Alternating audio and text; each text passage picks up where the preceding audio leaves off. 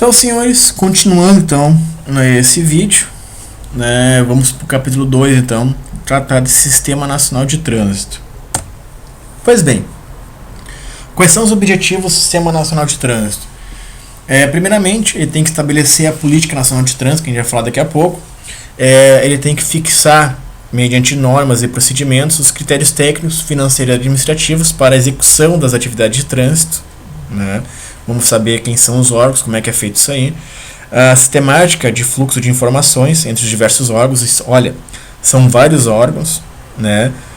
E a integração do sistema. Então a gente vai vendo, a gente vai trabalhar um pouquinho a Política Nacional de Trânsito. Depois a gente vai ver o que são os órgãos normativos, quais são os órgãos executivos, quais são os órgãos rodoviários, os órgãos de fiscalização e a JARE, e depois, por fim, ali, a gente vai fazer um resumo com vocês. Esse vídeo aqui ele vai ter uma média de 30 minutos, 30 a 40 minutos, né, justamente para a gente não ficar um vídeo muito extenso muito pesado para vocês. Então vamos lá, né? Vamos perder muito tempo. Política Nacional de Trânsito. A Política Nacional de Trânsito ela é estabelecida pela Resolução 514 e o que ela faz? Ela é um marco referencial para o planejamento, para a organização, a normalização e execução e controle das ações de trânsito. Então a gente vai ver, eu não vou falar muito sobre a Política Nacional de Trânsito, né, mas aqui a gente vai ter os instrumentos que são utilizados por ela, quais são que os órgãos devem usar para aplicar os princípios que cada ação, cada objetivo deve ter, os objetivos em si e as diretrizes que deverão ser verificadas, pautadas para a gente poder implantar uma política dentro desse Sistema Nacional de Trânsito. Como eu falei, é uma resolução, ela é muito extensa e não é que seja muito extensa, mas ela tem muitos itens ali e a gente não vai trabalhar com todas, a gente vai ler algumas coisas ali para vocês entenderem, né? Ela é bem chatinha assim. Então, quais são os instrumentos, né? É o Programa Nacional de Trânsito, as deliberações do Comitê de Mobilização pela Saúde, Segurança e Paz no Trânsito. Então existe um comitê que ele se preocupa com isso, porque na verdade o trânsito ele é bem ligado à questão da saúde.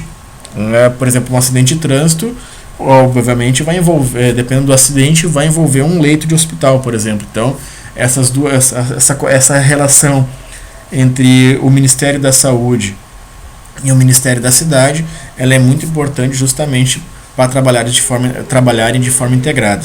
E com isso eu já passo para o item posterior, que é das ações interministeriais integradas e voltadas para a área de segurança no trânsito, né? Então, é justamente isso, né? Quando a gente fala em trânsito, não pode ser uma coisa isolada. Ela permeia muitas coisas, assim, muito ambiente, muitos ministérios, assim, muitos assuntos que não pode ficar isolado trabalhando somente no ministério, somente no local, né? Então quando a gente fala em trânsito, a gente tem que falar do Ministério da Cidade, o planejamento, a organização das cidades, tem que falar da área de segurança pública também, que muita coisa passa pelas nossas vias e ruas da cidade. Temos que falar também da saúde, que foi, como eu falei, um exemplo que eu dei foi o exemplo do hospital e assim por diante. Então esses são os instrumentos da Política Nacional de Trânsito. Nós temos os princípios, né? O princípio básico é assegurar ao cidadão pleno direito de locomoção, né? Como foi falado anteriormente, as ações de defesa à vida, a preservação da saúde e do meio ambiente, né? Incentivando o estudo e a pesquisa orientada para a segurança e fluidez, conforto e educação para o trânsito. Então, esses são os princípios da nossa Política Nacional de Trânsito. O objetivo é a promoção da segurança viária, a educação para a cidadania, né, o fortalecimento do sistema, um incremento no planejamento e a gestão de trânsito, né? Então, por exemplo, esse item da planejamento e gestão de trânsito, a gente está se falando muito na questão das cidades inteligentes, né? Hoje mesmo, na maioria das grandes cidades, tudo já é controlado por câmeras, né? E praticamente, na verdade, todo o controle de fluxo viário é feito por sinalização integrada, né? Onde dentro de uma de uma central de controle de tráfego, tu consegue ver toda a cidade ali e saber tudo que tem que fazer. Mas isso a gente fala na América Latina. Brasil já existe esse tipo de programa, de projeto, e muitos já foram implantados, mas ainda há muita coisa para implantar, para trabalhar, para trazer muita inovação tecnológica. Aqui bem simples, bem rápido, né? As diretrizes, então, a gente vai ter essas 5 diretrizes, né, para trabalhar, que essas diretrizes são no norte das ações do Sistema Nacional de Trânsito, e vão passar uma por uma. Primeiramente, a segurança no trânsito. Obviamente eu não vou ler todos esses itens aqui, mas só para vocês terem uma ideia das diretrizes para a área de segurança no trânsito, né? Se vocês quiserem ler, então, como eu falei, a resolução 514 de 2014. Então, a intensificação da fiscalização de trânsito, o fomento a projetos, a redução de acidente de trânsito, aperfeiçoamento das condições de segurança veicular, a renovação da frota circulante, melhoria das condições físicas, né, modernização da gestão e operação do trânsito viário, e assim por diante. Por exemplo, como eu falei anteriormente, que a gente teve, por exemplo, a educação básica ali, que daqui a pouco eu já vou falar aqui de novo, que está previsto no Código de Trânsito a educação de trânsito na educação básica, né? Esse, por exemplo, aqui, esse item I aqui também é outro item que é um problema, né? Ele está previsto ali na Lei 9.503, né? E infelizmente os municípios não conseguem implantar, a grande maioria deles. Só para vocês terem uma ideia, o licenciamento, o registro, licenciamento e circulação de ciclomotores hoje não está a cargo do município mais, tá? Já foi regulamentado, já foi normatizado, já virou lei, atribuição do Estado hoje, né? Então hoje o município ele tem que lidar com registro, licenciamento de bicicletas e veículos de tração animal. Como a gente vai fazer isso? Esse é o problema, né? Esse é o problema que até hoje está previsto no Código de Trânsito e até hoje não foi implantado. A educação para o trânsito foi aquele item que eu falei já algumas vezes, e aqui só a gente retorna para vocês aqui. A educação básica, a qualificação dos professores, capacitação dos professores e multiplicadores na educação para o trânsito, a busca de parcerias com universidades e centros de pesquisas de ensino, né? O estímulo à produção intelectual. Por incrível que pareça, a gente não percebe, mas várias vezes já é promovido aí no ambiente de trânsito pesquisas, simpósios, buscas de material, de produção intelectual voltados para a área de trânsito, né? O monitoramento e aperfeiçoamento de forma de condutores. A mais nova aí que nós tivemos foram simuladores, né? Nesse quesito de tecnologia. As campanhas permanentes, nós temos aí o Maio Amarelo, é um deles, e a campanha e a Semana de Trânsito, né, que é realizada em setembro, justamente na época que foi promulgada aí o Código de Trânsito, que foi 23 de setembro. Tudo isso com fim de cidadania.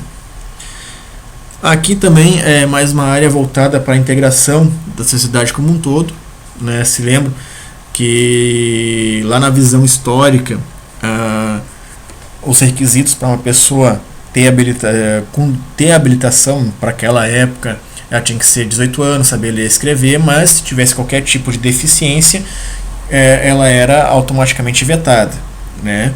Então, esse Código de Trânsito, o novo Código de Trânsito e a Política Nacional de Trânsito, ela traz não a questão da habilitação em si, mas a questão do planejamento das cidades, dos veículos, né, do sistema de transporte público, né, e de transporte em geral, de forma a garantir a acessibilidade e a mobilidade de diferentes tipos de pessoas. Por exemplo, aqui no primeiro item, priorizar a mobilidade de pessoas sobre a de veículos, considerando os usuários mais vulneráveis de trânsito, como crianças, idosos e pessoas com deficiência. Acho que tem um erro aqui.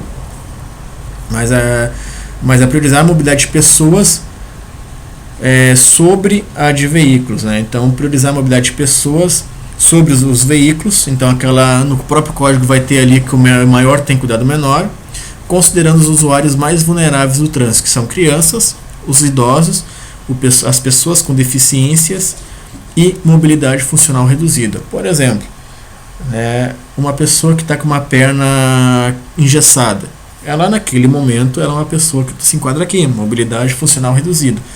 Então, tudo isso aqui, então essa aqui é uma diretriz dentro da Política Nacional de Trânsito que tem essa visão, que procura trabalhar esse tipo de situação. Então, se a gente ver, por exemplo, desde que surgiu o Ministério das Cidades, muita coisa trabalha a questão da acessibilidade, né? Primeiramente nos órgãos públicos aí, e atualmente praticamente em todos os prédios comerciais e residenciais aí, nos que estão sendo construídos agora, já tem todo um regramento de acessibilidade universal, né?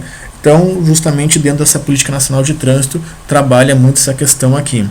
E entre outros itens aqui, vamos ver aqui, estimular a edição de legislações municipais que regulamentem a construção, manutenção e melhoria das calçadas, passeios, que garantindo aos pedestres conforto e segurança ao transitar no espaço público, minimizando as inclinações transversais e limitando as longitudinais em rampa. Então, são vários itens aqui que têm esse objetivo, né? Por exemplo, construção de ciclofaixas e ciclovias. Deixa eu ver aqui outro item que é interessante. Incentivar que os planos diretores municipais incluam o trânsito como temáticas estratégicas, com vista a favorecer a fluidez do trânsito e assim por diante. Então, a Política Nacional de Trânsito ela permeia muitas coisas que nos atingem diretamente. Em si, o trânsito é uma coisa que a gente vive todo dia, né? A gente não vive isolado, a gente não vive dentro da nossa casa, né? A gente não vive somente dentro da nossa casa. Então, a partir do momento que a gente sai do portão de casa para a rua, a gente está em trânsito, a gente está no trânsito de uma cidade.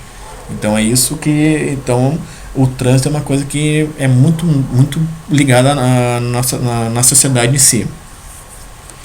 E aqui são alguns itens aqui que procuram o fortalecimento do sistema. Por exemplo, a integração dos municípios ao sistema, só para vocês terem uma ideia, nem todos os municípios estão integrados ao Sistema Nacional de Trânsito, né? A gente tem, é muito fácil, a gente tem uma União, um ente federal, 27 entes estaduais, né?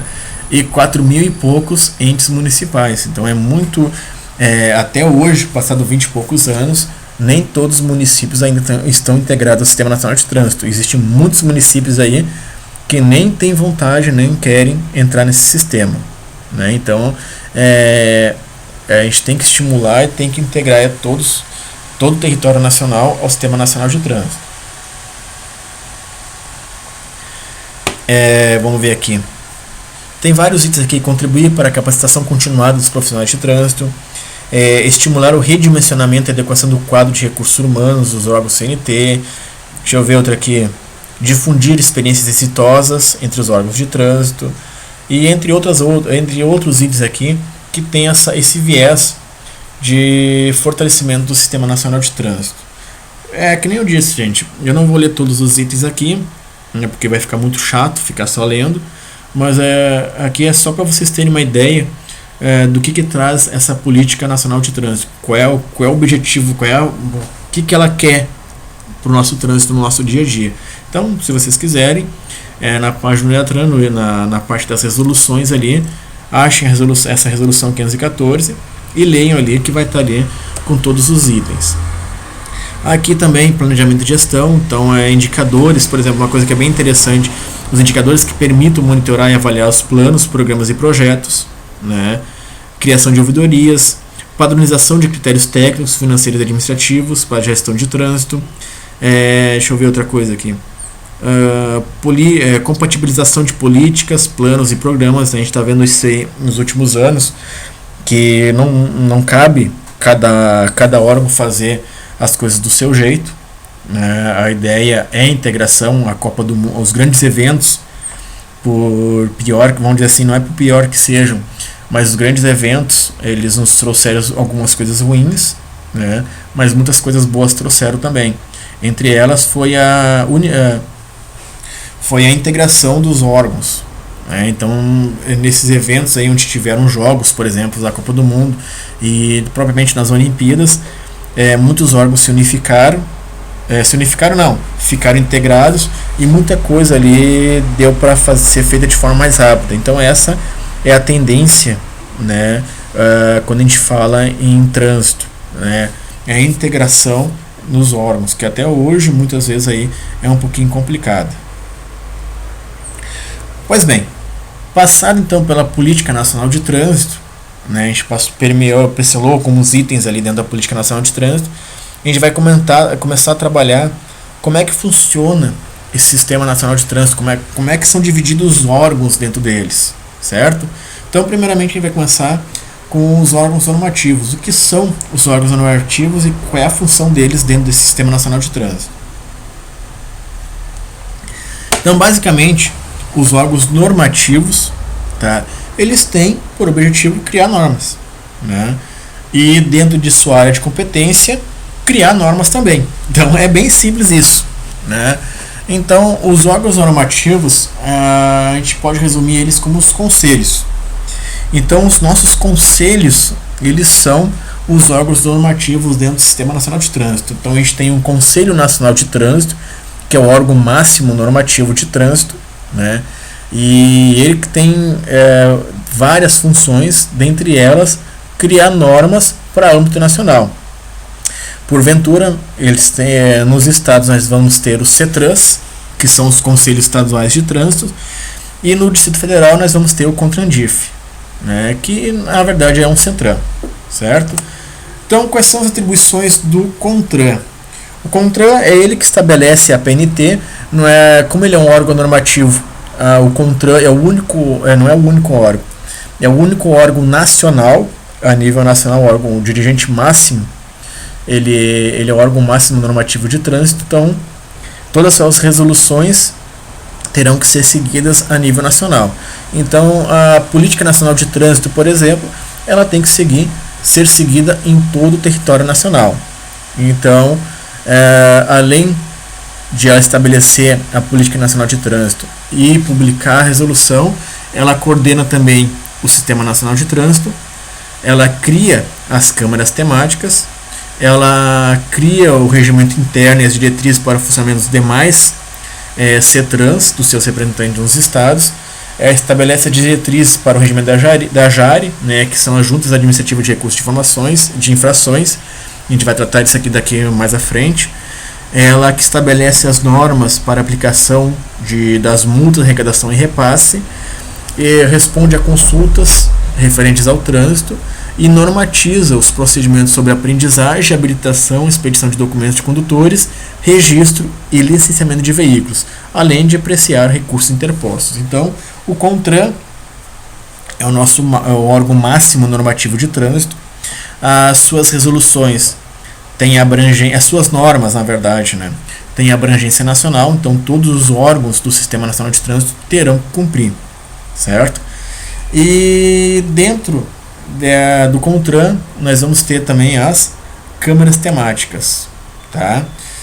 O que são as câmaras temáticas? São órgãos técnicos vinculados ao CONTRAN, integrados por especialistas e têm por objetivo estudar e oferecer sugestões e embasamento técnico sobre assuntos específicos para decisões daquele colegiado. O que isso quer dizer? Por exemplo, a gente vai ter desde da promulgação da Lei 9.503, né, o CTB, de 97 para cá, nós já tivemos mais de 700 e poucas resoluções que tratam de vários temas do assunto trânsito, né, regulando várias coisas, desde equipamentos obrigatórios, desde a circulação nas vias, desde a iluminação. Então várias resoluções elas são oriundas dessas câmaras temáticas, né, que, como está aqui exposto, elas são entregadas por pessoas especializadas em determinado tipo de assunto e que vão debater aquele assunto específico. Então a gente vai ter vão ter câmaras que vão trabalhar com a questão da tecnologia, né, veicular, vamos ter especialistas que vão trabalhar na área da engenharia, vão ter especialistas que vão trabalhar na área das infrações, dos recursos, enfim. Então nós temos aqui 5 câmaras temáticas que vão trabalhar itens bem específicos, né? E dali dessas câmaras que normalmente saem as resoluções que o CONTRAN publica, tá? Para vocês terem uma ideia, as resoluções do CONTRAN, elas estão disponíveis na internet, é www.denatran.gov.br, e ali vai na acesso à legislação, resoluções, ali estão as resoluções do CONTRAN, tá? Então, para finalizar aqui, cada câmara é constituída por especialistas, representantes de órgãos e entidades pertencentes ao Sistema Nacional de Trânsito, e também por especialistas formados pela sociedade civil, né? Que tem por esse objetivo. Então nós vamos ter na câmara temática pessoas vinculadas aos órgãos de trânsito, né? E pessoas da sociedade civil, e vamos debater e criar resoluções.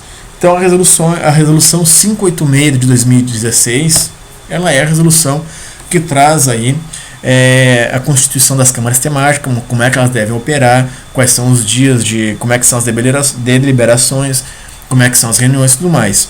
E a 617 de 2016 estabeleceu que são essas as 5 câmaras temáticas vinculadas ao CONTRAN. Então, como eu falei, vamos ter a câmara temática de estudos veiculares, que vai tratar somente ali, vai trabalhar da tecnologia, vai tratar da tecnologia dos veículos de cargas, enfim.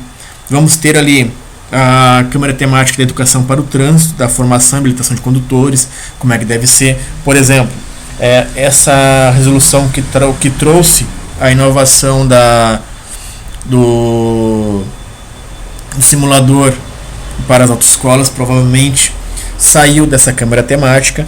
Vamos ter ali também especialistas na câmara temática de engenharia de tráfego, da sinalização e da sinalização de vias, que provavelmente o nosso Manual Brasileiro de Sinalização saiu dessa câmara temática, né? E vamos ter também ali a nossa câmara temática de esforço legal, que é infrações, penalidades, crimes de trânsito, policiamento e fiscalização de trânsito.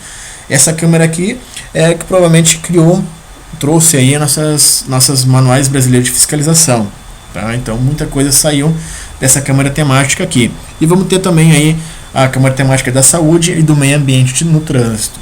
Essa aí traz a questão da poluição, entre outras coisas, certo, senhores? Então essas são atualmente nossas 5 câmaras temáticas que, de acordo com a resolução 586, tem toda uma prerrogativa de funcionamento, e a resolução 617, que alterou a 586, tem ali que são essas 5 câmaras que vão atuar que estão atuando até o momento. E quem editou essas resoluções foi o CONTRAN, tá? Então a resolução do CONTRAN, por exemplo, essa resolução 586, é aplicada no Brasil inteiro, tá? Então toda resolução que sai do CONTRAN é aplicação no Brasil inteiro, todo o território nacional, certo? Então, o que sobra então para o CETRAN e para o CONTRANDIF? Basicamente não muita coisa, né? Ele pode também editar resoluções, né? Só que as resoluções dele irão funcionar somente no estado. Então as resoluções deles, a resolução do CETRAN é bem limitada, para algumas coisas bem específicas, assim, que elas não podem ir contra uma resolução do CONTRAN, por exemplo, né?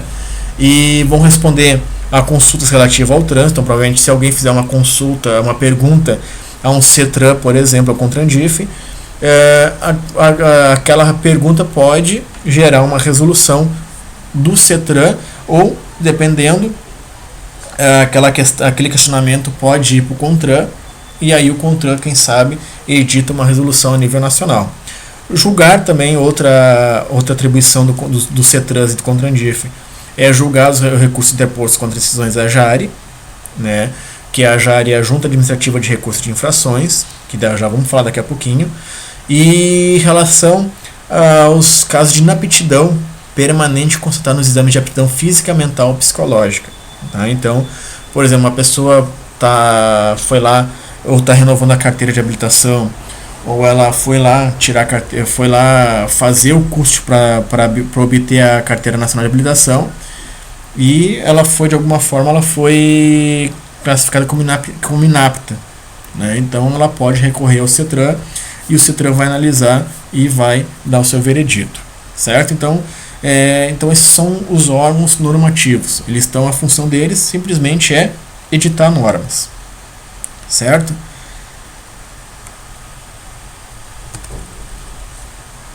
Bom, então vamos falar então dos órgãos executivos de trânsito. Se a gente tem os órgãos normativos que criam normas, qual será então a função dos órgãos executivos? É essa mesmo, é cumprir as normas de trânsito, né? Tanto a que tiver no CTB, quanto a que tiver nas resoluções publicadas pelo CETRAN, pelo CONTRAN, na verdade, que é o órgão máximo normativo, quanto pelo CETRAN, certo, senhores? Então, os órgãos executivos, o órgão máximo executivo de trânsito é o DENATRAN, né? É o Departamento Nacional de Trânsito, mas vocês conhecem bem mais, né? É o DETRAN. É lá no DETRAN que vocês vão fazer o curso para obter a carteira nacional de habilitação. É lá no DETRAN que vocês vão fazer a vistoria no carro. É lá no DETRAN que vocês vão... Deixa eu ver que outra coisa que o DETRAN faz. Vão fazer a inspeção veicular, vão tirar a carteira de habilitação. Deixa eu ver... Que se tiver um veículo removido, provavelmente é lá no DETRAN que vocês vão, e assim por diante. Então, normalmente, o braço que vocês vê, o órgão executivo que vocês mais vê atuando dentro do Sistema Nacional de Trânsito é o DETRAN. Tá? O DETRAN é o Departamento Estadual de Trânsito. E, por fim, dentre os órgãos executivos, nós vamos ter também as prefeituras, né? Nos órgãos normativos, a gente não tinha a figura das prefeituras, e aqui elas começam a aparecer. Então nós vamos ter aí, então, primeiramente, vamos falar um pouquinho do DENATRAN. O Departamento Nacional de Trânsito, tá? Ele é o órgão máximo executivo de trânsito, está previsto ali no artigo 19. Então, qual é a função dele? O CONTRAN, ele cria, elabora e regulamenta a PNT, a Política Nacional de Trânsito, e o DENATRAN vai ter que cumprir. Tá? Então essa é a situação. Um órgão vai normatizar e o outro órgão vai ter que cumprir. Então a função do órgão executivo, do órgão máximo executivo de trânsito, é executar a Política Nacional de Trânsito, executar as ações de segurança no trânsito, supervisionar a implantação de projetos e programas e assim por diante. Tá? Por exemplo, aqui, estabelecer procedimentos sobre aprendizagem, habilitação, expedição de documentos de condutores, de registro e etc, etc. Aqui, por exemplo, ele não está falando nada aqui de criar normas para aprendizagem e habilitação. Aqui está dizendo procedimentos, como é que isso deve ser feito, certo? Então não vamos confundir uma coisa com a outra. Tá? Existe uma resolução a 168 que foi emitida pelo CONTRAN, que ela diz como deve ser todo o processo de habilitação, né? E quais são as matérias, qual é a carga horária e coisa e tal. E o DENATRAN vai ter que fazer isso. Na verdade, quem é que faz isso é o Centro de Formação de Condutores. Tá? E o Centro de Formação de Condutores não está ligado ao CONTRAN, ele está ligado ao DETRAN. Tá? Que já vamos explicar isso aí, como é que é feito isso aí. Né? Como é que é esse controle que não é feito pelo DENATRAN e é feito pelo DETRAN. Certo? Mas o mais clássico, assim, a principal atribuição do DENATRAN, na verdade, é organizar e manter esses registros. Nós temos aí o Registro Nacional de Condutores, né, de carteira de habilitação. Nós temos aí também o Registro Nacional de Veículos Automotores. Nós temos aí também o Registro Nacional de Estatística de Acidente de Trânsito, e nós temos também hoje o Registro Nacional de Infrações. Tá? Então esses 4 bancos de dados, tem mais alguns aí, mas basicamente esses 4 bancos de dados aí são o cerne, são as principais, assim, atribuições do DENATRAN hoje. Tá? Por quê? Porque na verdade os DETRANs, eles que estão lá na frente, né? Eles estão à linha de frente do órgão executivo. Então tu vai no CFC, tu vai iniciar um processo de habilitação, ou tu vai renovar, por exemplo, uma carteira nacional de habilitação, vai ter que ser aberto um processo RENASCE, né? Por exemplo, vai lá, vou renovar a carteira de habilitação. Então tu vai ter que fazer um exame médico, tu vai ter que fazer um exame psicológico, dependendo da tua habilitação. Então vai ser aberto, o teu RENASCE vai ser aberto e ali vai ser alterado. Ah, mas eu não estou mais no meu estado de origem, estou em outro estado. Beleza. Então esse banco de dados ele é a nível nacional. Então quem coordena e organiza é o Denatran. O Renavan da mesma forma. Eu comprei um veículo no estado X e eu quero levar para o estado Y. Embora tu vai fazer vinculado ao Detran, vai lá numa inspeção veicular do Detran, as informações que o Detran, as informações do Detran ali vai ser repassadas para o Renavan, que quem coordena e quem controla é o Denatran. E o banco de dados de estatística de acidente, ele é mais realmente para fins de registro de acidentes, para verificar os piores pontos assim, né, de acidentes mais graves, coisa e tal, para levantamento de estudos e para ação mais enérgica naqueles piores pontos ali, identificação de qual é o modal, qual é o pior modal, por exemplo, assim, o motociclista é o que mais se envolve acidente com lesão, e inclusive com acidente com morte, né, e assim por diante. Então esse banco de dados tem essa função. O RENAINF, por fim, ele foi criado em razão de um problema que o antigo código não tinha. Que um código de trânsito anterior tinha. Por exemplo, até 2016, o que acontecia? Se um condutor ele saísse do seu estado de origem e fosse dirigir em outro estado, né, ele automaticamente poderia tomar alguma multa, alguma coisa, não automaticamente, mas se porventura ele fosse autuado, flagrado, cometendo alguma infração, o órgão daquele estado iria lavrar o auto e aquele auto não ia ir para o estado de origem daquele condutor. Por quê? Porque o RENASCE não tem essa função. O RENASCE, que é o Registro Nacional de Carteira de Habilitação, ele só tem a função de ter o cadastro daquele condutor. Aquela pessoa é habilitada e coisa e tal. Mas ele não tem controle do auto das infrações que ele cometeu. Não tem pontuação, não tem nada.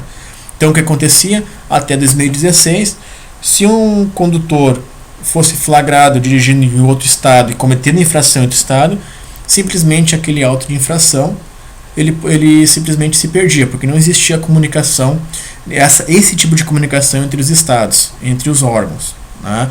Da mesma forma, o Renavan ele é uma certidão de nascimento daquele carro, tá? Assim como a CNH, né? Então só tem os dados do veículo, ele não tem mais nada, né? Quem tem sobre se o veículo está devendo IPVA, alguma coisa, são os estados. Então o Renavan não tem isso aí. O Renavan só tem ali o registro que a placa do veículo é essa, que o chassi é esse, que o número do motor é esse, assim por diante. Então ele não tem mais nada. Então por isso que em 2016 foi criado o RENAINF.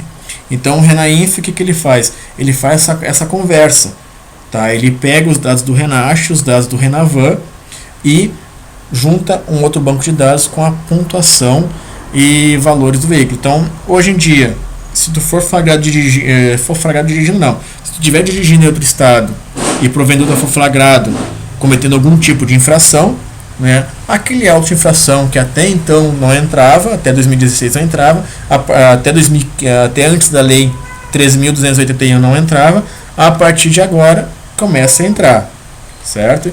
Então a partir de agora, então desde 2016, esse auto de infração lavrado em outro estado, ele vai chegar na tua casa, coisa que até então, até 2016, não acontecia. Por fim, né, o órgão que mais aparece aí para vocês são os DETRANs, né? O DETRAN é o Departamento Estadual de Trânsito, certo? Então, na verdade, ele recebe muita delegação do Denatran. Por exemplo, aqui, realizar, fiscalizar e controlar o processo de formação, aperfeiçoamento, reciclagem e suspensão de condutores, expedir e caçar licença de aprendizagem, permissão para dirigir e CNH mediante delegação do Denatran. Da mesma forma, vistoriar e inspecionar as condições de segurança veicular, registrar, emplacar, selar a placa, licenciar veículos, expedindo o certificado de registro e o licenciamento anual, mediante delegação do Denatran. Ou seja, esses dois itens aqui são importantíssimos, por quê? Porque realmente o Detran, né, que a gente vê trabalhando, que a gente tem mais contato, né? Embora seja a atribuição originária do Denatran, quem vai fazer isso aí são os Detrans dos estados, né? Também uma parte interessante do artigo 22 é que o Detran também ele pode fazer fiscalização de trânsito. Então, em alguns estados vão existir Detrans que vão ter agentes de trânsito aí trabalhando, né? Por exemplo, o Distrito Federal tem os Detrans ali, tem os agentes de trânsito do Detran que fazem ali toda a fiscalização de trânsito normal.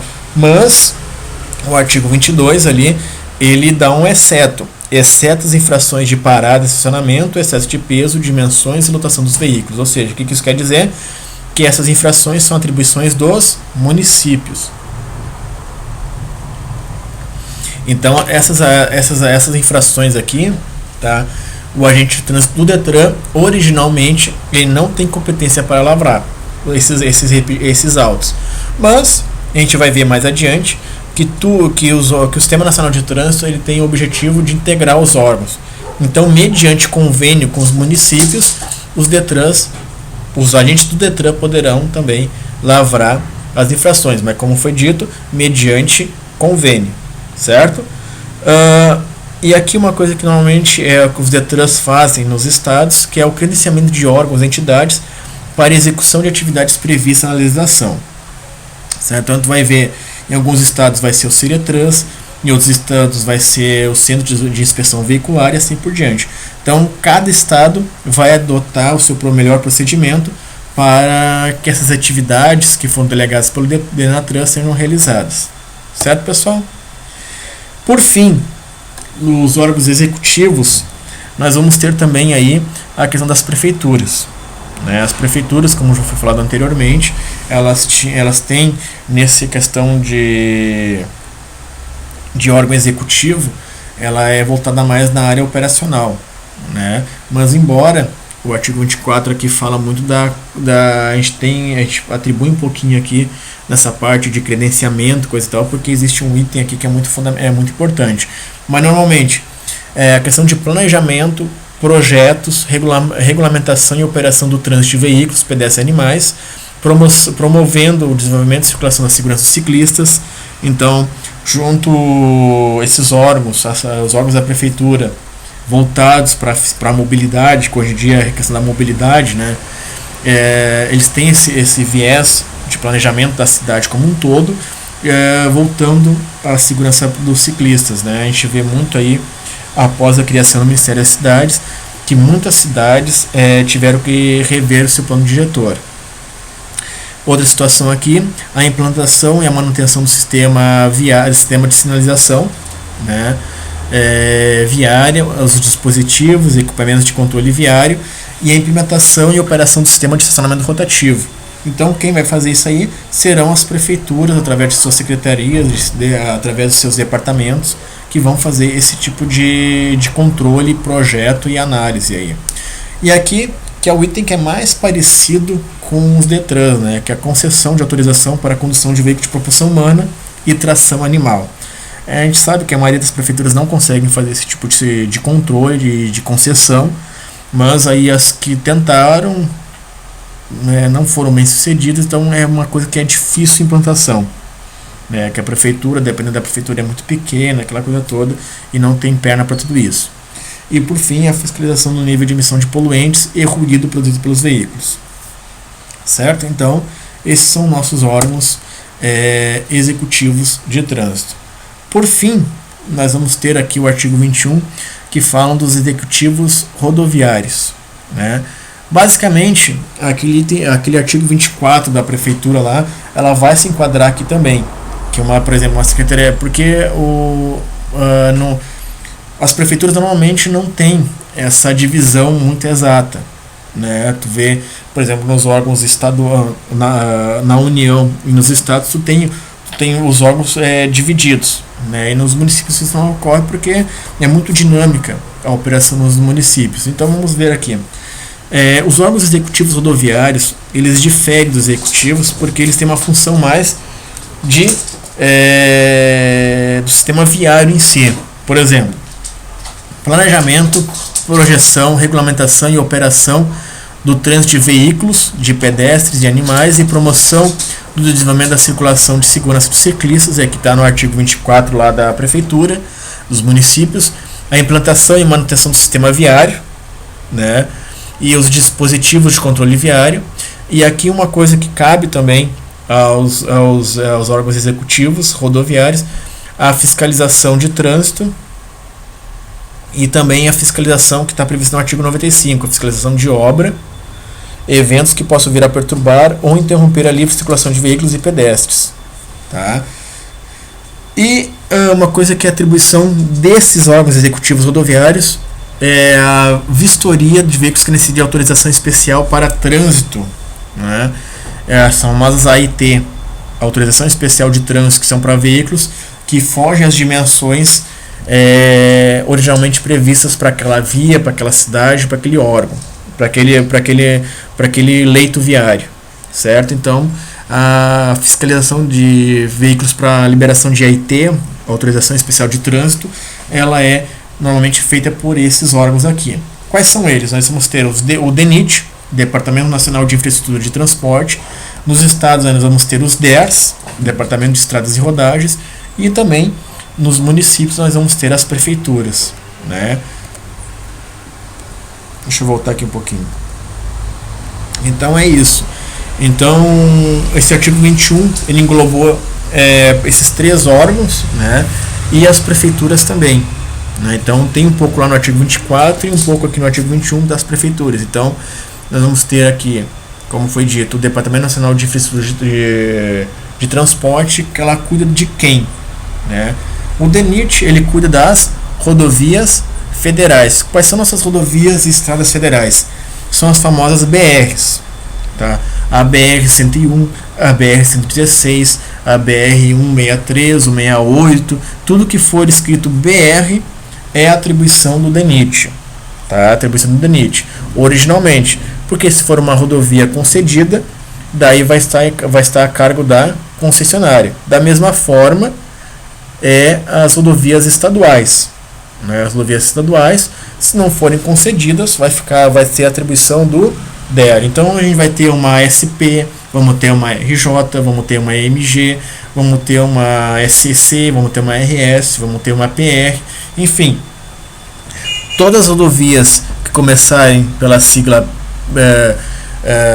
que é a sigla do estado, a UF do estado e mais um número, por exemplo, SP 103, por exemplo, vai ser uma rodovia estadual, tá? E se ela for concedida, daí toda essa parte do artigo 21 vai ficar a cargo da empresa concessionária.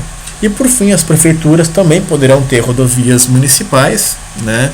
Mas normalmente as prefeituras vão estar a cargo ali de cuidar das avenidas, das vias de trânsito rápido, das vias coletoras e das vias arteriais, certo? Então todo esse sistema os órgãos executivos rodoviários que vão fazer. Por fim, como é que funciona a fiscalização então? A fiscalização é feita dessa forma. Nós vamos ter então um capítulo todo ele voltado para a Polícia Rodoviária Federal, um capítulo todo ele voltado para a PM e também vamos ter os agentes de trânsito nos municípios. Então, qual é a função da fiscalização dentro do Sistema Nacional de Trânsito? É realizar o policiamento extensivo de trânsito, tá? Executando a fiscalização de trânsito, aplicando as medidas administrativas cabíveis no exercício regular do poder de polícia. Então, vamos ter ali onde é que a gente vai encontrar então a Polícia Rodoviária Federal? A Polícia Rodoviária Federal ela tem a função, como descrita no artigo 20, do patrulhamento ostensivo, executando operações relacionadas com a segurança pública, com o objetivo de preservar a ordem, a incolumidade das pessoas, o patrimônio da União e de terceiros. Tá? Então, basicamente, a linha dela é trabalhar nas rodovias e estradas federais. Quais são elas? São as rodovias que começam com a sigla BR. Então todas as rodovias que forem BR, originalmente, são atribuições da Polícia Rodoviária Federal. Existirão lugares que vai ser uma BR e que, mediante convênio ou concessão, vai ser de uma quem vai estar trabalhando ali vai ser uma polícia militar, vai ser uma batalhão rodoviária estadual, tá? Mas normalmente, né, a atribuição de fiscalização de patrulhamento, como está aqui no artigo 20, né, e de policiamento das rodovias e estradas federais é atribuição originária da Polícia Rodoviária Federal, tá? Então ela tem essa função de fiscalizar e de trabalhar e de atuar em cima das rodovias federais, mas como eu disse, essa atribuição ela pode ser remetida a um órgão estadual, por exemplo, uma polícia rodoviária estadual, uma polícia militar, certo? E credenciar também o serviço de escoltas e fiscalizar e adotar as medidas de segurança relativos ao serviço de remoção de veículos, escolta e transporte de carga indivisível. Então aqui a gente tem uma coisinha bem interessante, né, que o credenciamento de escoltas é feita pela Polícia Rodoviária Federal. O que é o serviço de escolta? É aquelas empresas que estão ali ajudando, ali, auxiliando ali, o transporte de uma carga, por exemplo, indivisível, uma carga que ela seja incompatível com o trânsito ali. Aqueles veículos que tem aquelas bandeirinhas ali, que tem toda uma sinalização diferente, certo?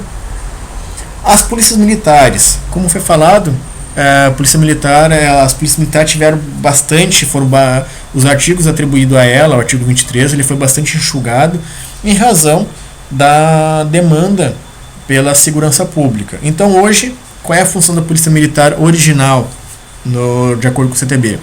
Executar a fiscalização de trânsito quando e conforme o convênio firmado, tá? Como agente de os órgãos ou entidades executivas de trânsito, executivos rodoviários, concomitantemente com os demais agentes credenciados. Então o que acontece? Normalmente os departamentos estaduais, os departamentos de trânsito, né, os DETRANS, os DERs, né, eles vão ter um convênio com as polícias militares e normalmente elas têm seus batalhões de polícia rodoviária estadual trabalhando nas rodovias, e as prefeituras, né, menores, assim, que não têm um quadro de agente de trânsito, vão firmar convênios com a Polícia Militar para trabalhar na fiscalização dos agentes do trânsito nos municípios. Então a Polícia Militar ela ficou mais isso aí, ela vai atuar no trânsito mediante convênio. Então a gente vai ver aí nas rodovias estaduais as polícias rodoviárias estaduais, né, que são batalhões da Polícia Militar, né, voltado para a fiscalização nas rodovias estaduais, certo? E assim como o convênio com os municípios para atuação nas rodovias municipais. Por fim, então a gente vai ter a figura do agente de trânsito, que está ali no artigo 24, tá? Que as atribuições dele é executar a fiscalização em vias terrestres, edificações de uso público e edificações privadas de uso coletivo, autuar e aplicar as medidas administrativas cabíveis e as penalidades de advertência por escrito e multa por infração de circulação, estacionamento e parada previstas nesse código. Tem um parênteses ali, né? Exercendo iguais atribuições do âmbito de edificações privadas de uso coletivo, somente por infrações de uso de vagas reservadas a estacionamentos. Ou seja, então os agentes de trânsito eles vão trabalhar nas infrações, né, originais de circulação, estacionamento e parada prevista no código, tá? Mas mediante convênio, por exemplo, com o Detran do Estado, com o Detran, esses agentes poderão cumprir as infrações atribuídas ao Estado, né? E da mesma forma, aquela hora que eu falei que os agentes de trânsito do Detran também, mediante convênio com os municípios, poderão fazer também as infrações de parada de circulação, tá?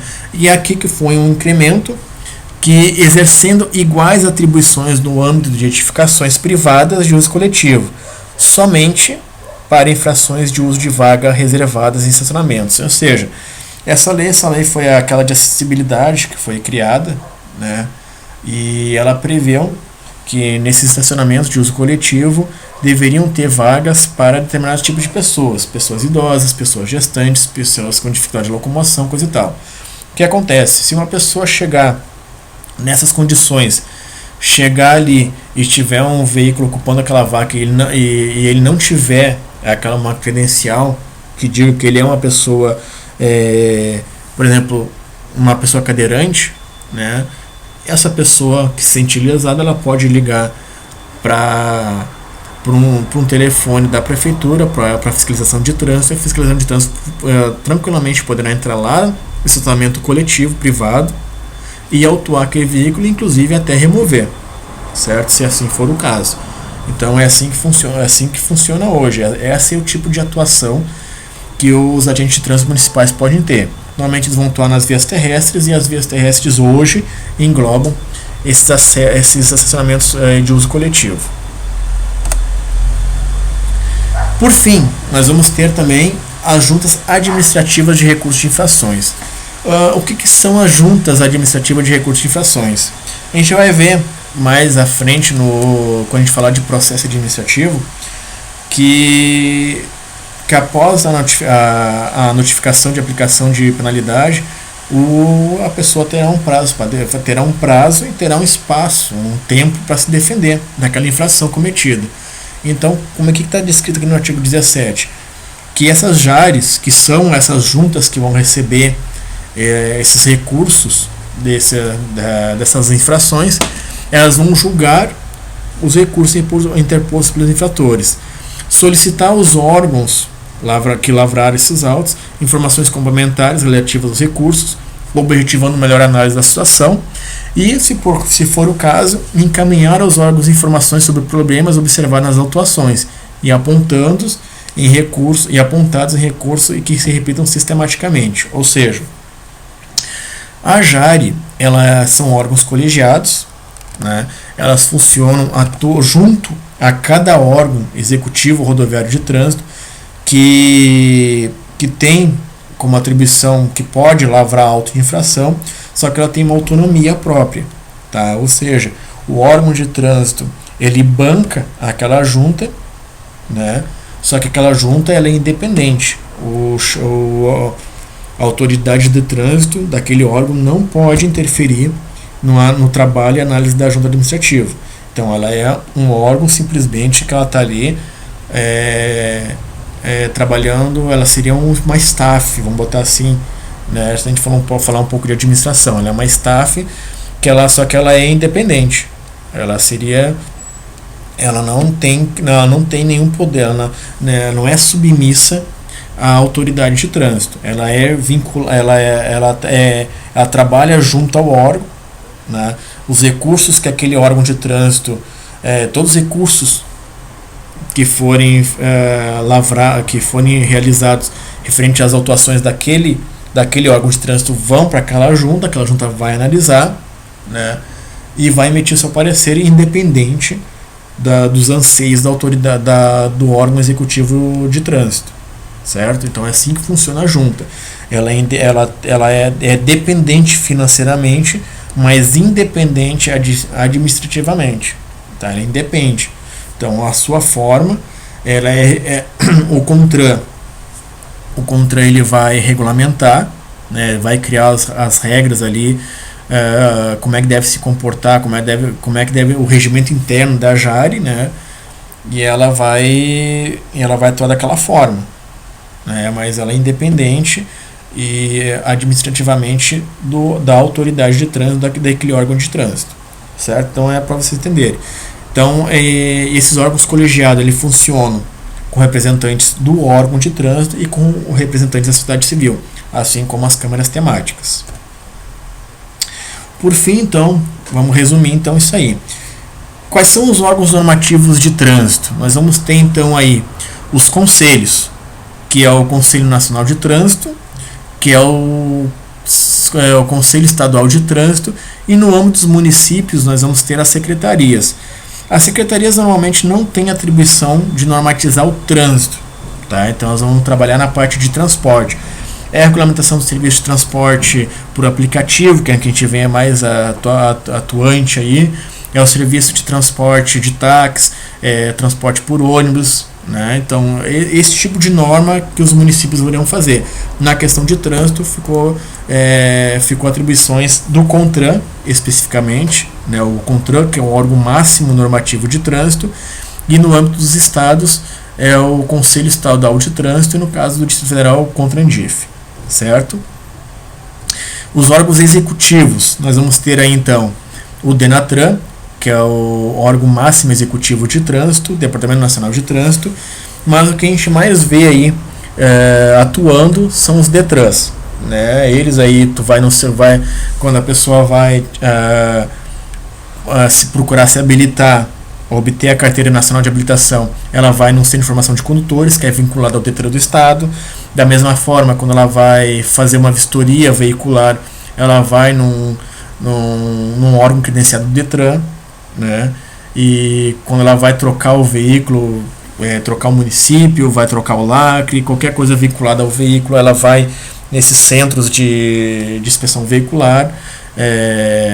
No centro quando tem o veículo removido, ela pode ir num depósito credenciado pelo DETRAN. Então, normalmente, a gente vai ver a maior atuação do DETRAN entre os órgãos executivos, mas a importância, o DENATRAN é o órgão máximo, o Departamento Nacional de Trânsito, e ele cuida basicamente dos bancos de dados. Dentro dos órgãos executivos também, nos municípios, a gente vai ter também as secretarias. Nesse caso aqui, as secretarias dos municípios, ela tem mais uma função de credenciamento, né, nesses órgãos executivos, de credenciamento de veículos de tração animal e tração humana. Coisas que infelizmente até hoje tentaram sempre, algumas prefeituras tentaram regulamentar isso aí, mas não conseguiram, certo? Por fim, nós vamos ter aí também os órgãos executivos rodoviários. Qual é a função deles, na verdade? Na verdade, eles têm a função de cuidar da sinalização viária, cuidar do trânsito no sentido assim, das vias, né? Então, eles que vão pintar as vias, eles que vão fazer toda a sinalização horizontal e vertical, colocar ali o controle semafórico, eles que vão determinar a velocidade das vias. Então, o órgão da União aí, que cuida das nossas rodovias federais, é o Departamento Nacional de Infraestrutura de Transporte. Então, ele que é o órgão responsável pela manutenção e conservação das BRs, né, das rodovias federais, rodovias e estradas federais, a não ser que ela seja concedida, que daí essa atribuição vai ficar a cargo da concessionária. Da mesma forma acontece com os estados, nas rodovias estaduais. Quais são as rodovias estaduais? É qualquer uma rodovia que tem uma sigla de algum estado, seja ele SP, seja ele MG, seja ele RJ, AM, Amazonas, PA, Pará e assim por diante. Qualquer rodovia estadual, rodovia ou estrada estadual, é a atribuição dos departamentos de estradas e rodagens, né? E nos municípios, né, fica a cargo, normalmente, a cargo da Secretaria de Obras e Aviação. Hoje já de Obras e Aviação, né? Hoje já existem outros nomes mais bonitos, né? Mobilidade urbana, aquela coisa toda, mas fica a cargo dessas secretarias, que tem a função de manter a sinalização em dia, de manter o pavimento sempre bom, botar a sinalização vertical, que são as placas, a sinalização horizontal, que são as pinturas, como já falei, o controle viário através de sinais luminosos e assim por diante. Então, nos municípios, cada município vocês vão ter que identificar quem é que faz tal coisa. Essa secretaria faz isso aqui, e assim por diante. As polícias, né? Aqui as polícias a gente fala mais polícias de trânsito, né? A gente vai ter quem é o órgão fiscalizador nas nossas rodovias federais. Nas rodovias federais, a atribuição originária é da Polícia Rodoviária Federal. É ela que tem a atribuição de patrulhar e fiscalizar o trânsito nas rodovias federais, as nossas BRs, rodovias e estradas federais. Então a gente vai ter a presença da PRF nas BRs, sejam elas rodovias e estradas federais. Mais adiante eu vou explicar a diferença entre rodovia e estrada federal. Já nos estados, a gente vai ter a PRE, né, normalmente é um batalhão específico dentro da Polícia Militar, que vai atuar dentro das rodovias estaduais, né? Então a gente vai ter uma SP, vai ter ali um batalhão da Polícia Militar, que é normalmente um regimento da polícia, que é um batalhão de Polícia Rodoviária Estadual, que vai ter a mesma atribuição da PRF, só que numa rodovia estadual. Ou pode ser também que tenha agentes de trânsito trabalhando ali, né? Nada impede. E nos municípios a gente já vamos ter uma presença bem mais mesclada entre os agentes de trânsito, que é a municipalização do trânsito que aconteceu, e a própria polícia militar.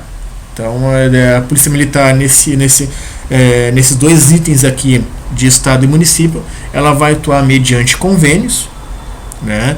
Se houver um convênio com o DER, beleza, ela pode atuar como polícia rodoviária estadual. Da mesma forma, se ela tiver um convênio com o município ou com o estado, ela poderá atuar como agente de trânsito nos municípios também. E os municípios terão os seus próprios agentes de trânsito trabalhando nas infrações a eles pertinentes, originalmente, né? Que tudo isso aqui a gente fala, que se for feito convênio,